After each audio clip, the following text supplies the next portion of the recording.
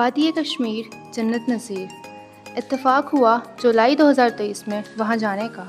लाहौर से सियालकोट और वहाँ से जैसे ही हम शहर इक़्तिदार में पहुँचे तो हमारा पहला सामना बारिश से हुआ। और इस टूर और इस बारिश की ख़ास बात ये थी कि हम एक दिन लेट हो गए थे क्योंकि मुहर्रम से पहले सीज़न का लास्ट वीक था, तो हमें कोस्टर ना मिल सकी। अगर मिली तो बहुत महंगी।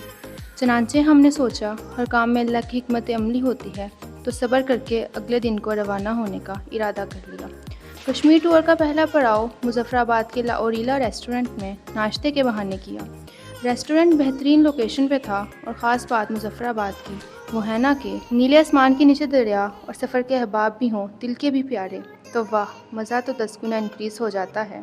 और हाँ, वो आपको तो मैं बताना ही भूल गई, वो है ना कि झीलों की सुरमई हवाओं की गोद में सपनों की दुनिया को बसा देती है। पहाड़ों के पीछे जो छुपता है ये शहर, रोशनियों से जो जगमगा देती है। खैर, हमने लाओरीला को खुदा हाफिज़ कहा और सबको दोबारा सफ़र की दुआ पढ़ाते ही हम कुछ ही देर की मुसाफत के बाद पहुँचे धानी वाटरफॉल। ठंडा पानी यूँ नीचे गिर रहा था जैसे बंदा रब से तौबा करे और अब अपने बंदे से लाड करते हुए रहमत बरसाता है। गोया धानी वाटरफॉल भी यूँ महसूस होने लगा। हम यहाँ से सैर हुए और पहुँचे अगले मुकाम पर, और ये मुकाम था चिल्हाना। और आप देख सकते हैं सामने हिंदुओं का टेंपल है और घरों का खूबसूरत मंजर भी। खैर, जैसे ही हम यहाँ से रवाना हुए तो रास्ते में ही मालूम हो गया कि मंजिल से पहले वाली मंजिल कितनी खूबसूरत है, तो फिर असल मंजिल का मज़ा ही अलग होगा। एनीवेज़, अभी हम पहुँचे ही थे केरन और मुलाकात हुई हमारी एक खूबसूरत, खुश मजाज और मीठी बारिश से। बारिश की तेज़ी और दरिया का बहाव हमारे कानों में आज भी सुनाई देता है।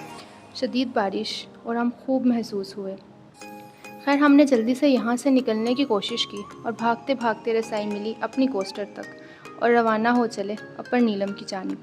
और नीलम पहुँचते ही नीलम का एक दीवाना जो 18 वर्ष के हो चले नीलम को गायबाना झप्पी देने जाते हुए और किसी ने आवाज़ दी, अड्डा तो शाहरुख खान।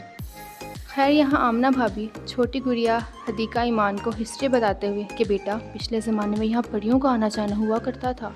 खैर, रात का वक्त हुआ चाहता था और हम कुछ डर भी रहे थे कि कहीं वो बात सच ही ना हो जाए कि परियां आया करती थीं और कहीं इस वक्त आ ही ना जाए। खैर, हमने सोने पर ही आमादा किया खुद को। अगली सुबह उठे तो आपस में गपशप और नाश्ते के बाद LOC से गुजरते हुए रत्ती गली का सफ़र शुरू किया।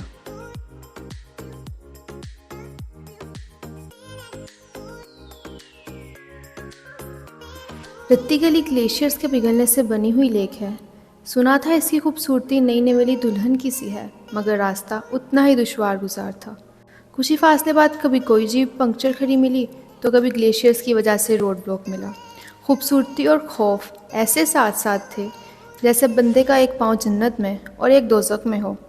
रास्ता इतना पथरीला था कि बेस कैंप तक पहुँचते पहुँचते हमारा अपना मिल्कशेक बन गया था। फिर एक मोड़ ऐसा भी आया जहाँ पहुँचते ही मुझे अपनी ज़िंदगी के सारे गुनाह याद आ गए, जैसे इंसान को अपनी ज़िंदगी के आखिरी लम्हात में आते हैं। दुआएं दिल की गहराइयों से निकल रही थीं और सामने से जीप आते देख के वही बात याद आ गई जो लाहौर की कुछ गलियों के बारे में मशहूर है कि अगर सामने से कोई आ जाए तो सिर्फ निकाह की ही गुंजाइश बाकी रहती है। ओह, नेचुरल फ्रीजर्स।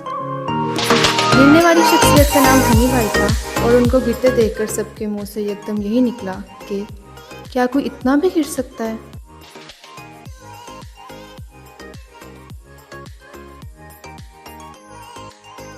बल खाते लहराते रास्तों से होते हुए हम बेस कैंप पहुँचे तो ऐसा लग रहा था जैसे परियों के किसी देश में हैं और ये देश बादलों के ऊपर है।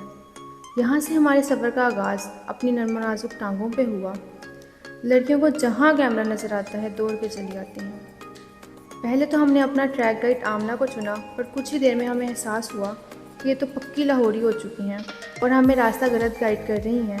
तो हमने बगैर कुछ सोचे समझे ये रिस्पॉन्सिबिलिटी बहावलपुर से ताल्लुक़ रखने वाले आसिफ ख्वाजा को वापस सौंपी।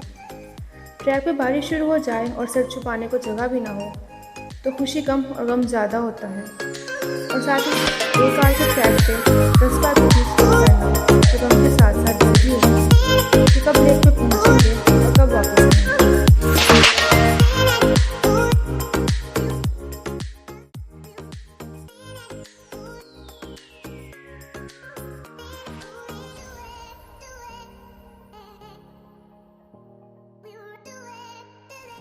रत्ती गली पे जब पहली नज़र पड़ी तो मुस्तनसिर हुसैन तारड़ के लिखे हुए सफ़रनामे का हर एक लफ्ज़ मेरे दिमाग में घूम रहा था और शायद वो अल्फाज भी इसकी खूबसूरती को थोड़ा कम बयान कर पा रहे थे।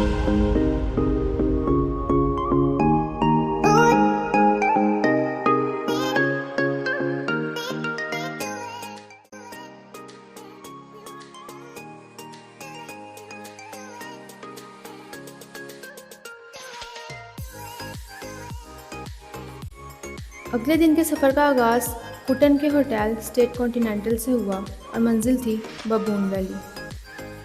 रास्ता शुरू हुआ तो कारपेटेड रोड था और दोनों ही तरफ पहाड़ों पे खूबसूरत घर थे। बहस ये शुरू हुई कि आखिर ये लोग पहाड़ों पे इतना ऊपर अपने घर में आते जाते कैसे हैं, जबकि कोई सड़क भी ना थी। आप में से किसी को अंदाज़ा है तो कमेंट सेक्शन में ज़रूर बताइएगा। सुकून और उम्मीद इस बात की थी कि आज का रास्ता रत्ती गली से बेहतर होगा, मगर इस नाले ने उम्मीदों पे पानी फेर दिया। जैसे ही ये नाला क्रॉस किया तो मालूम हुआ कि ये रास्ता तो रत्ती गली के रास्ते से भी ख़राब है। कुछ जगहों पे तो जीप्स को भी धक्का लगाना पड़ा। बबून वैली को आप सिबलिंग ऑफ पाबूसर पास कहें तो कुछ गलत ना होगा। एक तरफ फुल लश ग्रीन मेडोज़ तो दूसरी तरफ बर्फ़ ही बर्फ़, एक तरफ धूप तो दूसरी तरफ ज़मीन पर उतरे बादल। नीलम वैली के बारे में सुने हुए ये अल्फाज अनप्रिडिक्टेबल वेदर, यहाँ इन अल्फाज का असल मतलब वाया डेमोस्ट्रेशन पता चला। बारिश हो जाए तो बबून वैली से पैदल उतरना पड़ता है, इसलिए हमने ज़रा रिस्क नहीं लिया और फ़ौरन ही अपनी जीप में वापस सवार हुए और कुटन की तरफ अपने सफ़र का आगाज़ किया। फ़ौजी लाला हमारे जीप ड्राइवर नहायत खुश इखलाक और मेहमान नवाज। ज़िंदगी में कभी मौका मिले तो एक बार बबून वैली ज़रूर जाइएगा। बबून वैली में हम हर पल बबून्स ढूंढते रहे, बट बाद में पता चला कि यहाँ बबून्स तो होते ही नहीं।